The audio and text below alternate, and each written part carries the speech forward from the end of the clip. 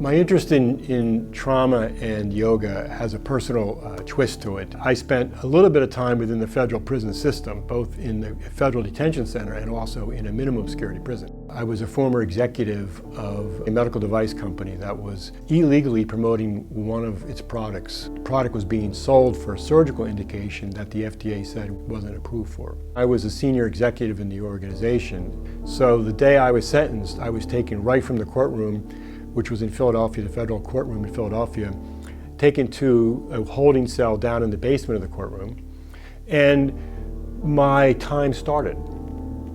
And when I say my time started, I would say it was also the time of my great recognition of how privileged I had been in life. Even though I had worked my butt off to get to where I was, seeing the system in action and the disparities in how we treat our fellow humans was appalling to me, and it also literally changed my life and how I see things now.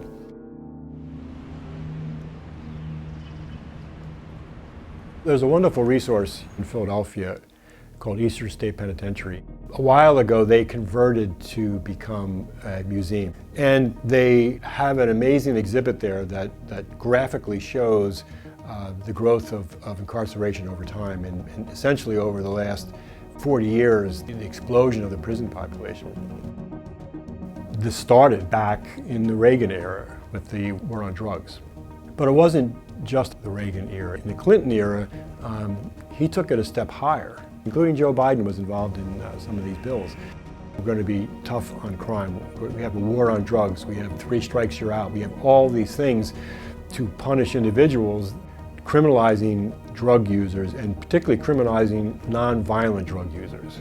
The rate of violent crimes hasn't changed from then till now. Yet we've incarcerated significantly higher. It's off the charts as far as the incarceration rate, but it's not related to violent crimes. Most of those crimes could have had a different solution, perhaps recovery efforts, educational kinds of efforts. What the heck are we doing incarcerating everybody? We've got a problem here, and we have an addiction problem here. We have a mental health problem here. We closed all our mental health facilities. So where do we deal with somebody who's got an addiction problem and or a mental health problem? Oh, we put them in jail. And what happens in jail? Well, we know there's no rehabilitation. There's no programs there to solve that. We just house them. The recidivism rates are still high, and it hasn't solved the fundamental problems. And then as that happened, we said, well, what are we going to do with this prison population? Let's put them to work. We have this cheap labor force, so the whole system perpetuates itself. You have, of the roughly 2.3 million U.S. citizens who are incarcerated, 1 million of them work in the prisons, many of them for corporations. And these essentially are prison sweatshops. California is big into this. They're prison sweatshops where McDonald's makes uniforms. You work for under $1 an hour. If it's in New Jersey, it's 22 cents an hour. You don't have a union, you can't strike, the corporations don't have to pay benefits, they don't have to pay sick leave. If for any reason you're unruly, the prison will throw you into solitary confinement. And you have some, in some states like Alabama, Georgia, they don't even pay. It's completely bonded labor. The job situation in prison is one where there's no pay, essentially. The typical incarcerated man or woman, if they have a job, typically pays anywhere between $8 to maybe, if you're lucky, $20, if you're really lucky, $25 a month. I made about $8 a month in my job. That $8, $10, $15 a month is a lifeline for you. You need that money to buy commissary because you need commissary to survive. Otherwise, it's really hard to survive on the food that's served in prison and just the basics that they give you.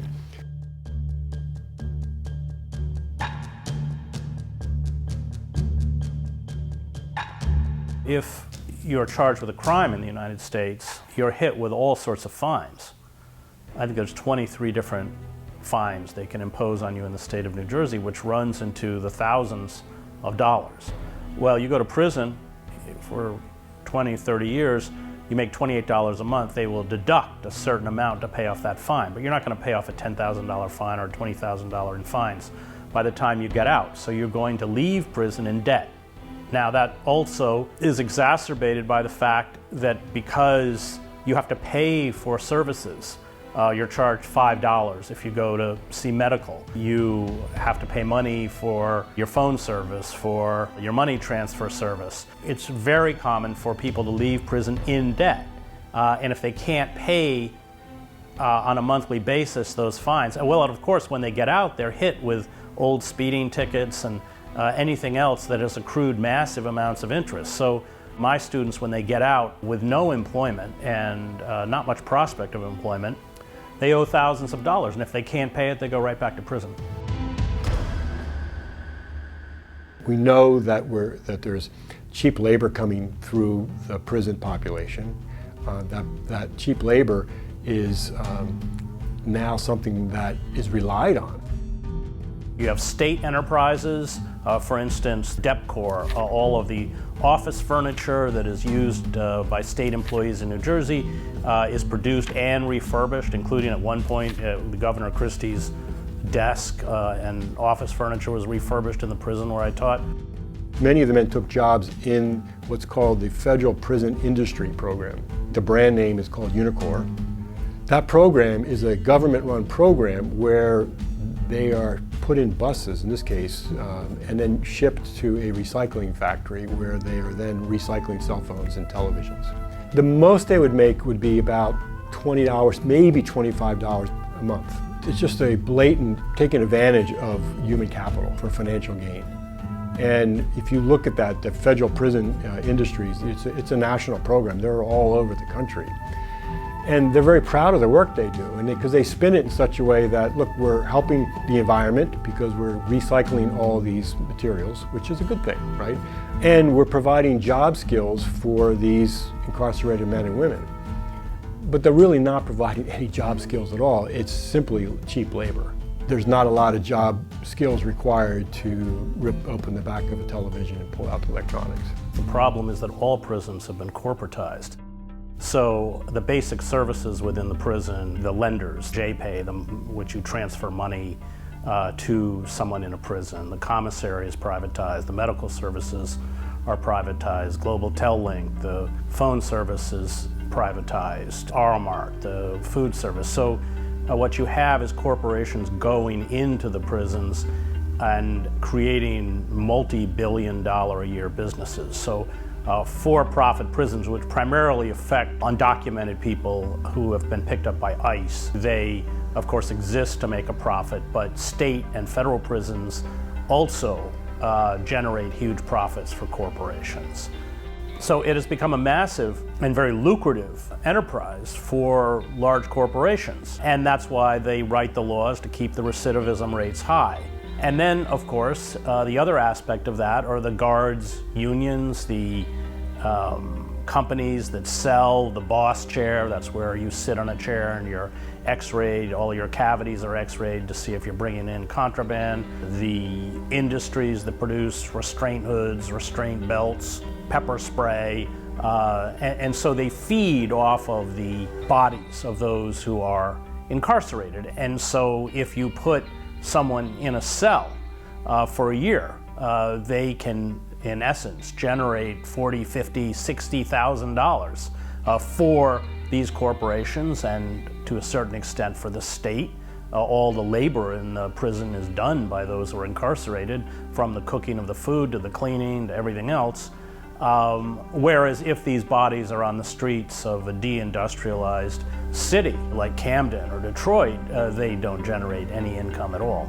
And I think that in large part explains the size of the carcel system in the United States, which is the world's largest, 25% of the world's prison population. We're about 4% of the world's population. There's such an economic incentive to use the labor of the incarcerated population for financial gain for-profit industries.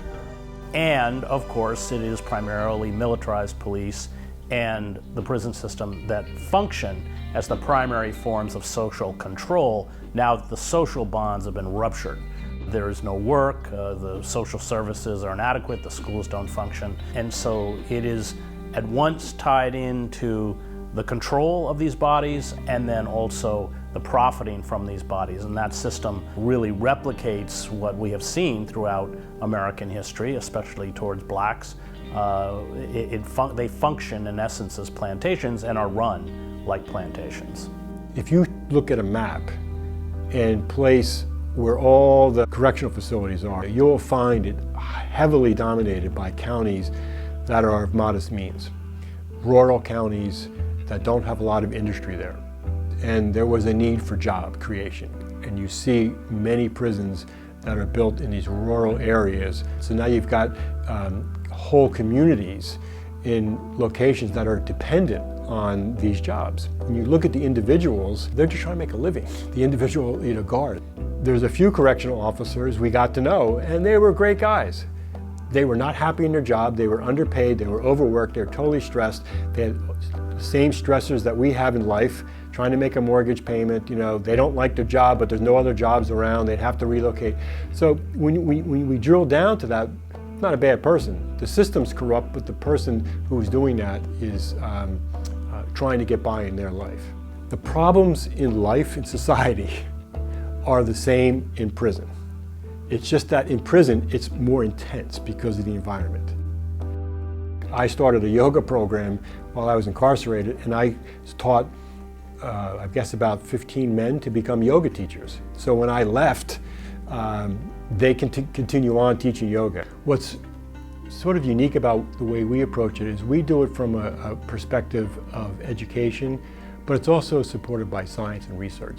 The Transformation Yoga Project, we focus on the population that's trapped within the justice system. We also work with people who are dealing with substance abuse recovery, and we do that through the lens of a trauma-focused yoga and meditation program. Through our yoga practice, we know we can control our breathing, and that breathing can lead to a slight pause between stimulus and reaction.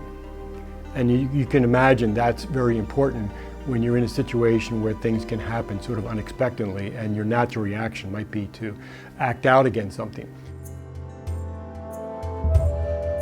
If we drill down a little bit more about the sense of trauma, particularly within the incarcerated population, well, if you're in prison, that by definition is a traumatic effect.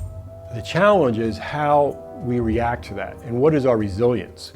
Some people react by, particularly in men, putting up this kind of male, strong, macho feeling that, hey, I'm invincible, and nobody's going to penetrate me. So this is sort of this toxic masculinity that occurs with trauma. That's not healthy, of course, because we're not dealing with any of the emotions, and then we can cause harm with others.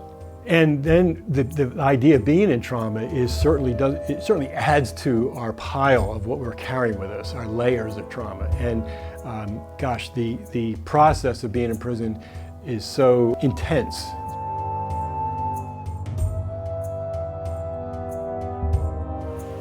Liberation Prison Yoga brings yoga and meditation into the jails and prisons in New York.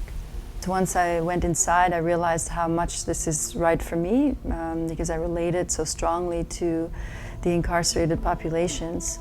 I relate very strongly, probably because of shared trauma. I find that in the jails particularly, there's a lot of women who have a similar background to mine. They have a history, a degree of violence and abuse that is very similar to mine. It all goes back to trauma and the unresolved trauma and the need for healing. And the more you climb and the higher up you are in that capitalist system, the less chance there is for you to heal. The less chance for you to know that real love does exist. Because just as you exploit others, you are being exploited all the time. People look at you only for what you represent and to get something out of you.